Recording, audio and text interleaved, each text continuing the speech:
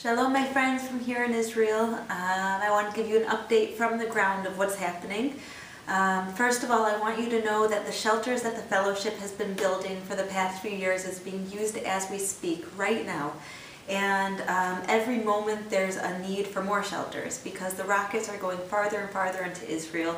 There's over 1 million people that are enduring the never-ending code red sirens, and many of them don't have shelters.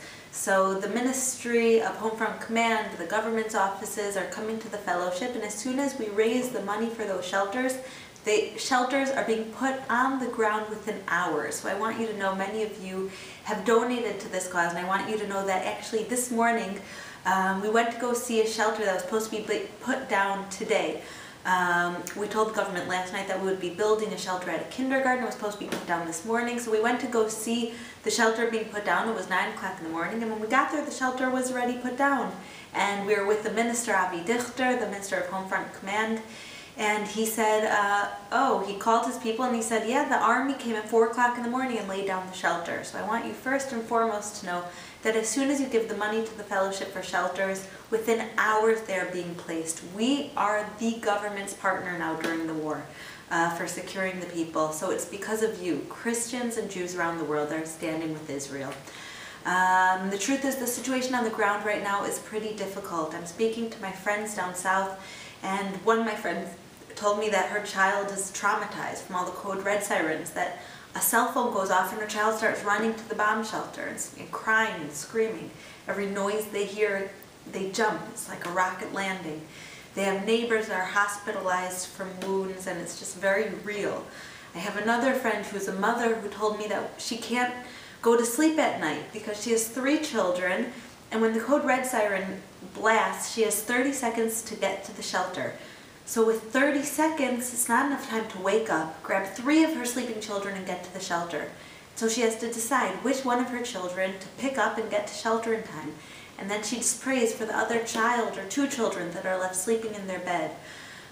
People that are driving on the car, mothers and fathers that have 3 or 4 children in the back seat. Meanwhile, code red siren blares, and they only have enough time to unbuckle 1 child and run to safety in bomb shelter.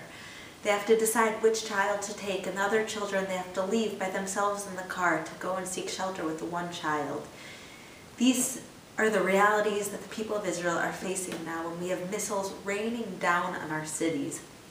75,000 reserve soldiers were called up.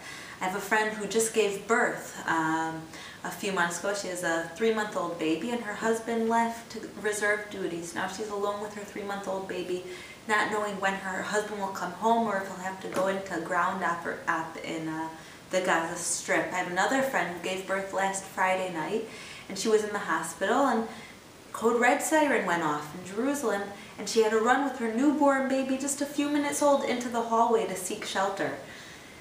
The reality on the ground is one of fear, one of just trying to find shelter within the storm, and many people don't have that shelter.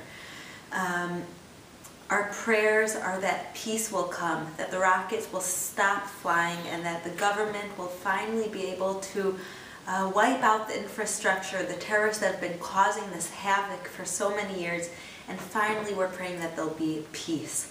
So meanwhile, tomorrow is a big day. What a lot of people here in Israel are saying is that it will be the day that decides either the ground forces will go in, and we pray that won't happen because then will be lots of lives lost, God forbid, on both sides. We don't want to see our soldiers losing their lives, being injured, and we also don't want to see the Palestinians going through that.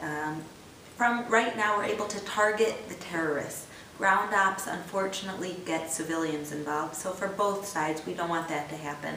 We pray that the terrorists will be targeted and done with by the Israeli Air Forces, and that a peace deal will be reached soon that will stop the missiles from reaching Israel, and that our soldiers will be able to go home, will be able to be safe. So thank you for your prayers, for your tangible support. The fellowship is being turned to for support from every angle for bomb shelters, bomb shelters, bomb shelters. And the second we raise the funds, the bomb shelters are built.